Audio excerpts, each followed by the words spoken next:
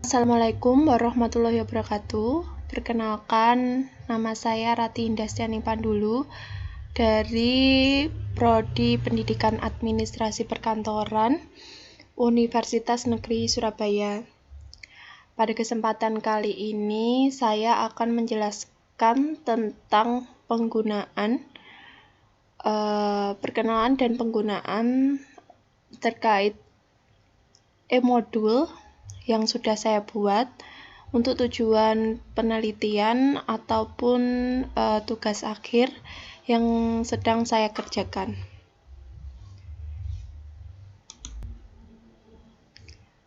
Baik, sebelum memulai saya menjelaskan, terlebih dahulu saya akan menjelaskan bahwa emote ini dapat digunakan dalam dua device atau perangkat, yaitu perangkat laptop ataupun PC dan perangkat smartphone atau Android. Jadi kalau menggunakan laptop ini atau PC, terutama perangkat itu harus memiliki aplikasi yaitu Macromedia Flash. Kemudian apabila digunakan di smartphone maupun Android, itu harus memiliki aplikasi tambahan yang bisa di-download di App Store atau Google Play Store. Nama aplikasinya itu WebGenie SWF. Nah, aplikasi tersebut adalah pembaca SWF yang nanti hasil atau format dari emote ini itu merupakan file dengan format SWF. Jadi perlu aplikasi tambahan yang mana dapat membaca file SWF. Salah satunya adalah WebGenie SWF. Kemudian syarat kedua, apabila emote dapat digunakan atau dapat diakses di smartphone, yaitu bahwa ukurannya itu harus kecil daripada file ukuran laptop. Jadi di sini saya akan mendemonstrasikan bagaimana emote ini dapat digunakan melalui perangkat laptop, sedangkan saya membuat dua file, yang satu laptop dan yang satu Android, yang mana nanti Android akan saya jelaskan penggunaannya itu dengan file lain, yang mana ukurannya itu lebih kecil, tidak terlalu banyak gambar, kemudian tidak terdapat video dan lain sebagainya yang dapat memberatkan ukuran file itu sendiri. Selanjutnya saya akan langsung saja menjelaskan tentang bahan ajar emote. Nah, emote ini sendiri merupakan singkatan dari Enjoy the Module. Jadi dengan adanya bahan ajar interaktif emote ini dapat membantu siswa dalam belajar, terutama sebagai pegangan guru untuk mendampingi siswa dan mengajak siswa dalam lebih mudah untuk belajar, dan agar siswa itu tidak merasa cepat bosan. Kemudian untuk petunjuk penggunaan, terdapat dua petunjuk penggunaan, yaitu bagi siswa dan bagi guru. Kemudian ke tombol beranda, langsung ke tombol beranda. Kemudian pada sampul terdapat beberapa tombol, yang mana tombol ini dapat diakses oleh siswa.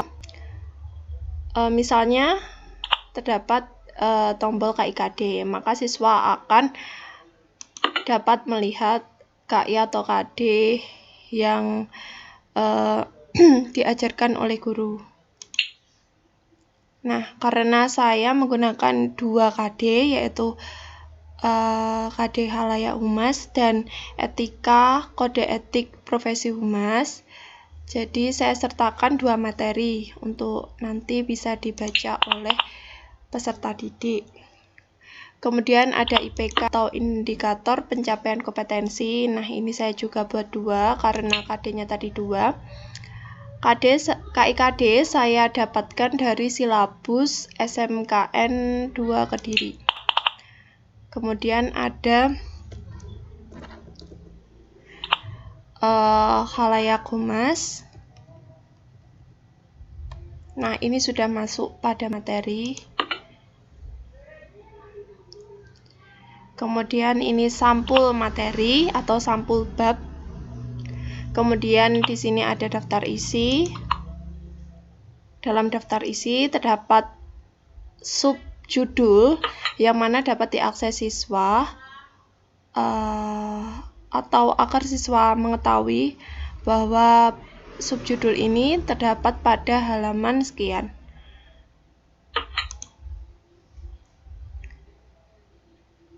Kemudian siswa dapat mengeklik tombol next. Kemudian tujuan pelajaran.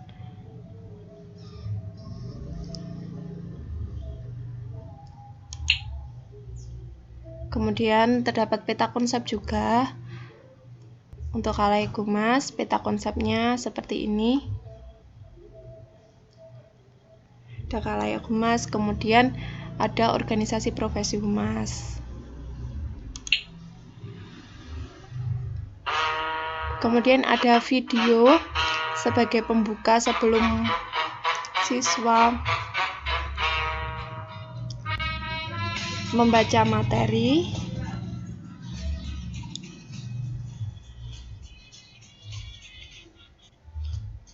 Video saya ambil dari Fadilah Setiawan.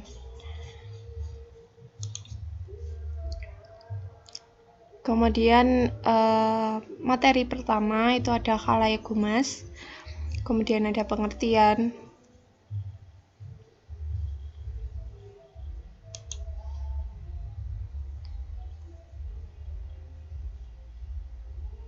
Kemudian ada jenis Halayak Humas.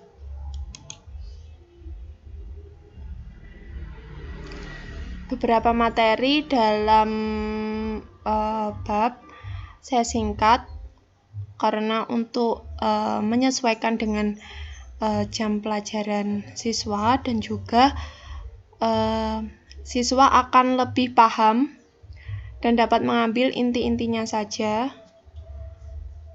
dan untuk meringankan bahan ajar itu sendiri.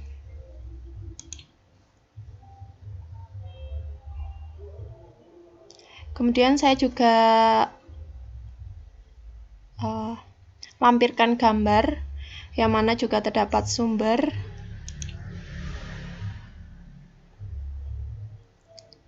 Kemudian ada menetapkan halayak. Ada alasan mengapa halayak itu penting untuk ditetapkan. Kemudian ada akibat dari halayak itu tidak ditetapkan. Kemudian terdapat studi kasus. Nah, saya ambil ini dari PT PLN ya. Ini bisa dibuat guru sebagai bahan diskusi.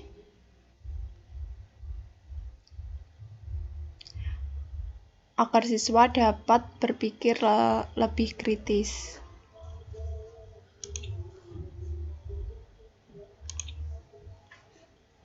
Kemudian ada organisasi profesi humas. Terdapat pengertian, kemudian jenis atau macam dari organisasi profesi humas.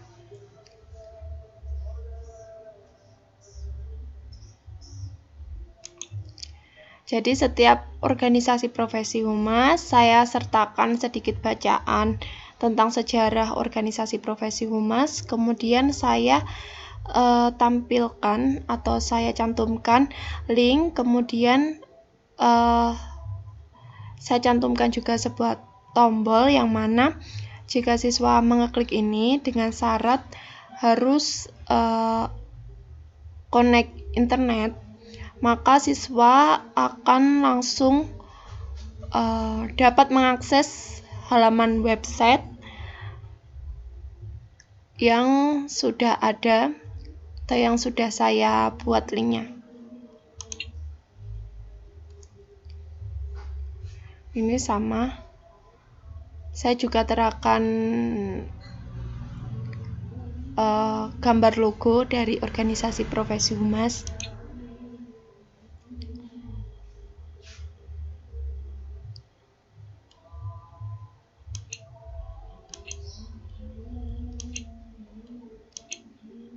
Oke, langsung saja.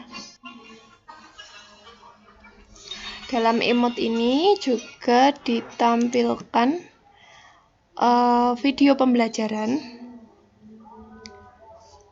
yang mana untuk memperjelas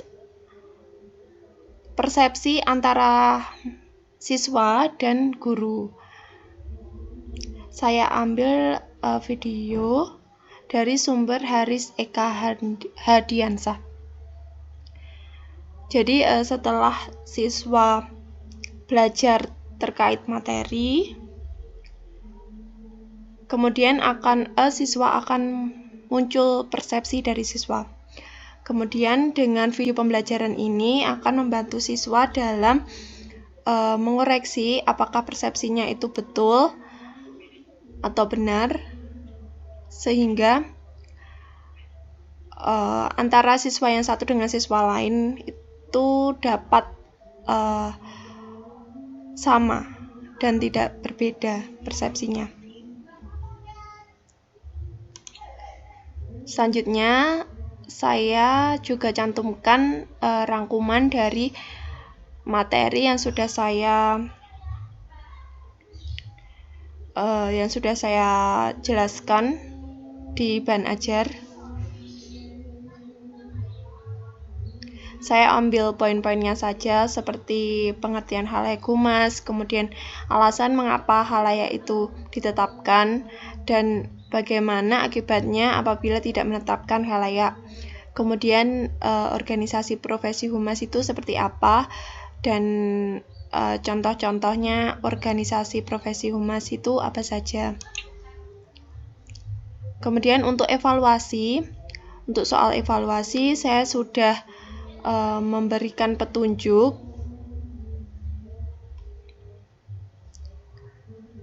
Kemudian untuk memulai evaluasi, siswa bisa langsung klik mulai. Nah, sistematikanya dari pengerjaan evaluasi ini adalah apabila siswa sudah yakin dari beberapa opsi ini mana jawaban yang benar, misalnya jawaban B. Nah, secara otomatis bahan ajar akan langsung mengarahkan ke nomor 2. Begitu juga untuk nomor-nomor yang selanjutnya. Misal ini kita coba jawab. Oke. Nah, kemudian untuk melihat hasil evaluasi, anak-anak bisa klik lihat hasil. Nah, kemudian ini adalah total. Jadi soal yang benar itu ada 9, kemudian yang salah itu ada 6. Kemudian apabila anak-anak hasilnya itu kurang memenuhi KKM, maka dapat mengeklik ulang. Kemudian hasil yang tinggi itu dapat di screenshot, kemudian diberikan kepada guru.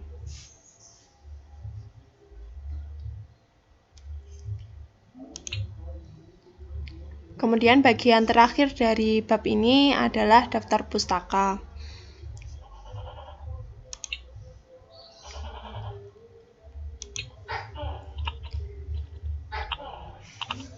Kemudian untuk materi yang kedua tidak saya jelaskan untuk mempercepat atau mempersingkat waktu. Jadi saya langsung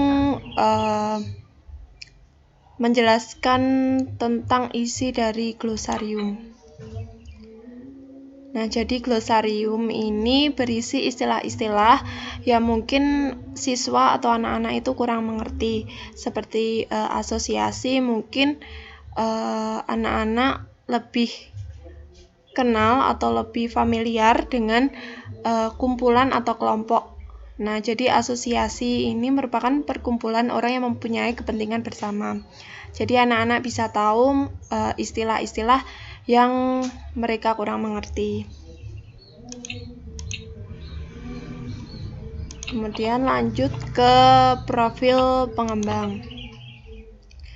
Kemudian profil pengembang ini itu nama saya sendiri, perkenalan saya sendiri, profil atau biodata saya sendiri sebagai pengembang dari bahan ajar IMOT ini. Kemudian untuk kata pengantar, saya langsung saja.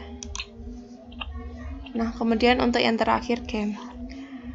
Jadi bisa dilihat dari sini bahwa tombol-tombol yang di atas merupakan tombol-tombol yang penting, yang mana nanti kemungkinan siswa sering menggunakannya.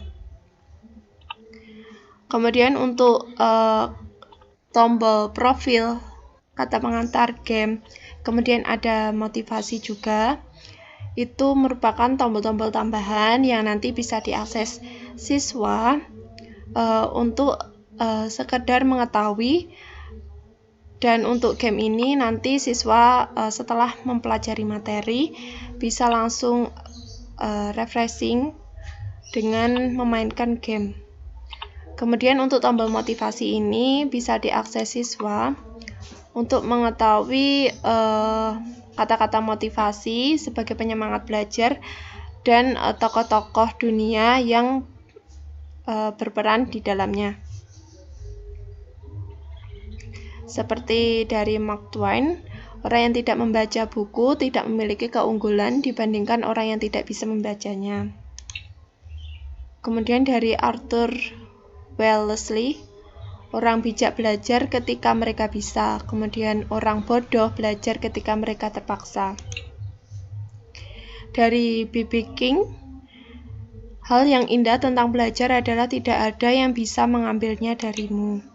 Kemudian dari Nora Roberts, jika kamu tidak mengejar apa yang kamu inginkan, maka kamu tidak akan mendapatkannya.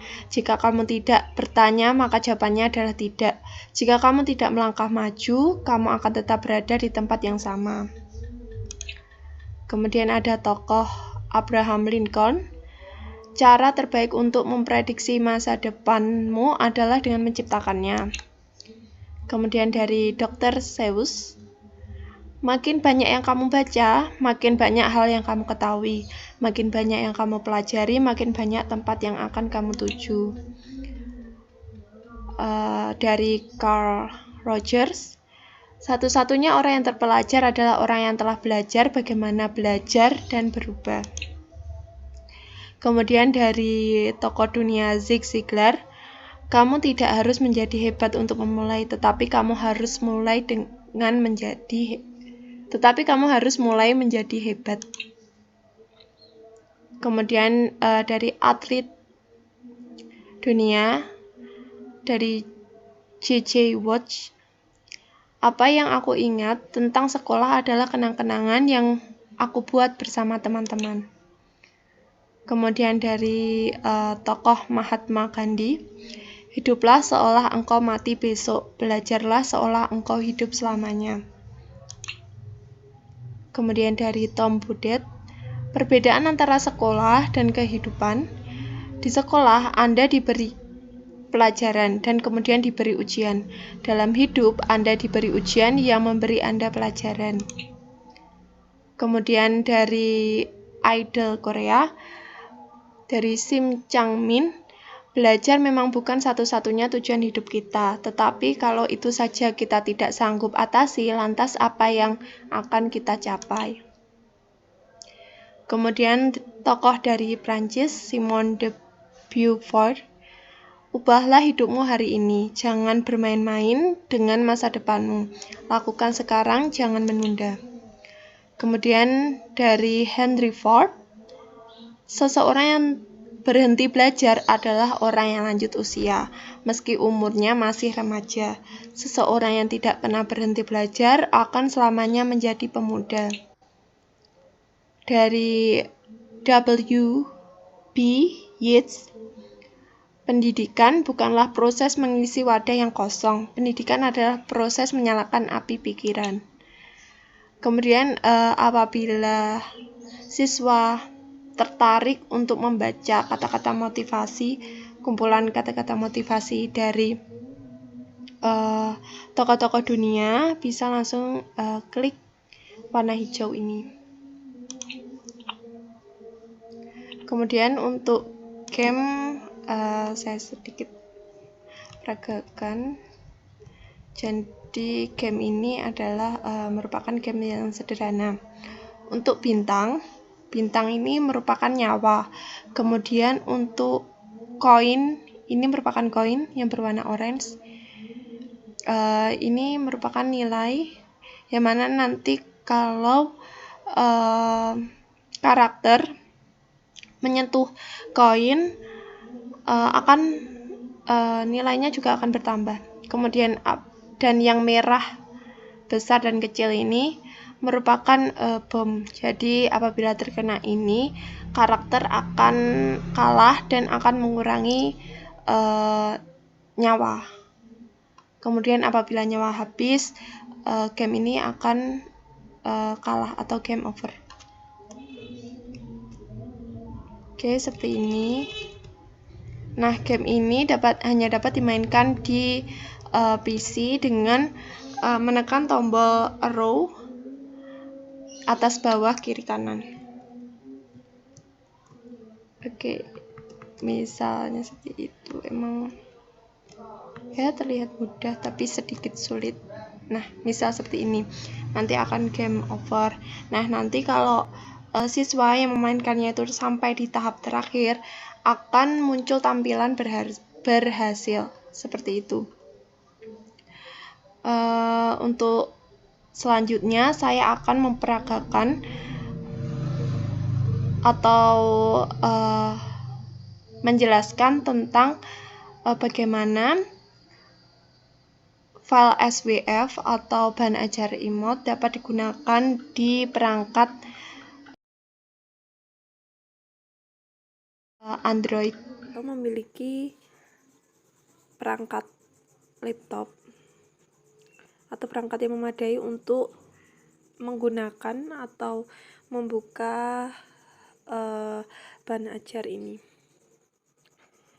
Nah, sebelum saya menerapkannya atau menggunakannya di handphone, saya akan sedikit menjelaskan bahwa sebenarnya bahan ajar ini dapat digunakan dengan menggunakan atau melalui handphone.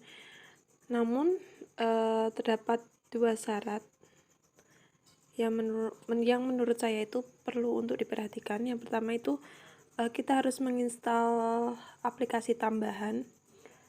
Nah, di sini saya menginstal aplikasi tambahan untuk pembaca SWF atau dokumen SWF. Ini berupa WebGeni SWF.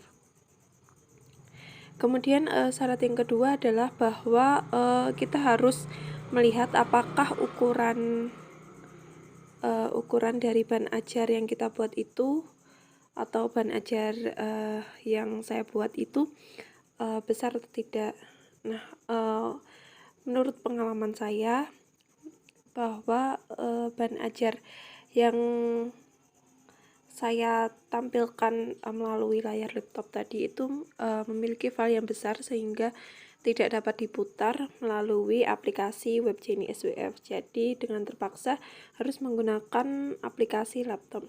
Namun saya membuat salinan bahan ajar, yang mana bahan ajar ini lebih ringan, ukurannya itu lebih kecil, dan tampilannya tidak terlalu berat sehingga dapat dibuka melalui pembaca SWF. Tidak semua juga pembaca SWF itu dapat mengontrol atau dapat membuka file dokumen dengan format SWF. Nah, sekarang kita langsung saja, saya akan mempraktekkan. Yang pertama kita akan buka WebJenny SWF. Nah, kemudian kita langsung menuju ke local files.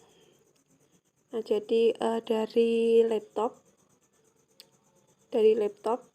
ke filenya kita kirim ke kalau saya WhatsApp pribadi. Nah, local files, kemudian ini di WhatsApp, karena saya mengirimnya melalui WhatsApp, di folder WhatsApp, kemudian media, up dokumen, dan kemudian send. Karena saya mengirimnya ke send ya, WhatsApp pribadi. Kemudian kita langsung nah ini ada dua sebenarnya.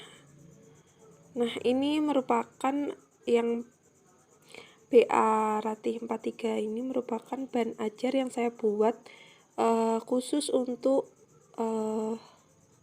Android ya, dengan tampilannya sederhana dan lebih ringan. Kemudian untuk yang bahan ajar interaktif Ratih Indah ini merupakan bahan ajar yang saya buat untuk perangkat laptop, yang mana lebih lengkap dan tampilannya pun juga lebih menarik. Nah, seperti yang sudah saya jelaskan tadi, bahwa di pembaca SWF Android ini tidak bisa membaca video, kemudian atau hal-hal yang terlalu berat.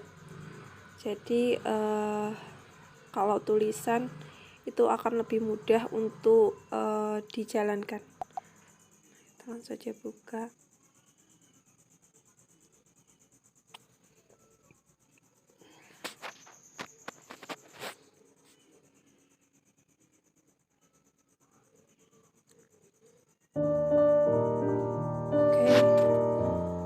Jadi pembedanya adalah suaranya tetap ada, namun beberapa hal itu akan berbeda, akan tidak bisa dibaca, atau bahkan kalau dokumennya itu terlalu berat ukurannya tidak akan bisa untuk digunakan melalui aplikasi Android. Kemudian langsung klik menu home. Ini adalah bahan ajar yang pertama kali saya buat, jadi belum ada revisi dan tampilannya pun juga masih sederhana.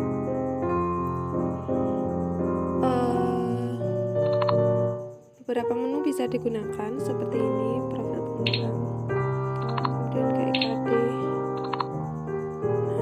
kemudian kita konsep.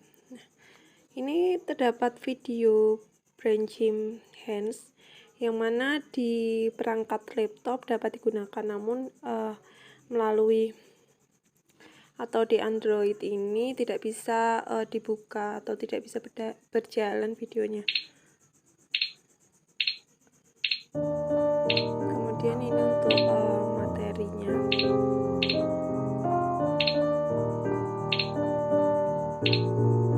Nah, jadi benar-benar sederhana sekali.